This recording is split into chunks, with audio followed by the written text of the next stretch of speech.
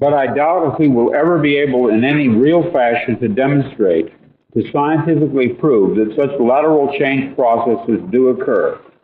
Probably all we would have to go on would be vestiges of memory, fleeting impressions, dreams, nebulous intuitions that somehow things had been different in some way, and not long ago, but now. We might reflexively reach for a light switch in the bathroom only to discover that it was, always had been, in another place entirely. We might reach for the air vent in our car where there was no air vent, a reflex left over from a previous present, still active at a subcortical level. We might dream of people and places we had never seen as vividly as if we had seen them and actually known them. But we would not know what to make of this, assuming we took time to ponder it at all. One very pronounced impression would probably occur to us, to many of us, again and again, and always without explanation.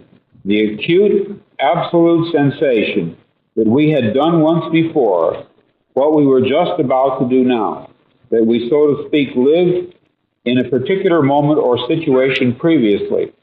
But in what sense could it be called previously, since only the present, not the past, was evidently involved?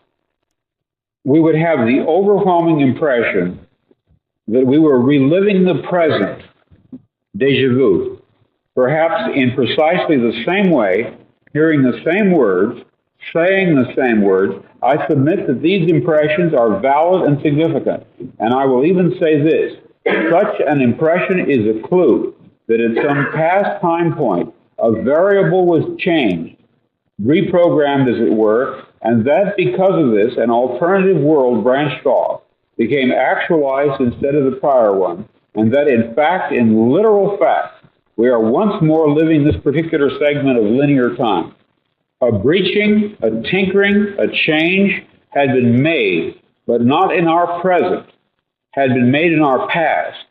Evidently, such an alteration would have a peculiar effect on those persons involved.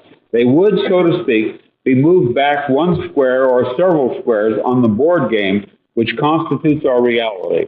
Conceivably, this could happen any number of times, affecting any number of people, as alternative variables were reprogrammed. We would have to live out each reprogramming along the subsequent linear time axis, but to the programmer, whom we call God, to him the results of the programming would be apparent at once. We are within time, and he is not. We are living in a computer-programmed reality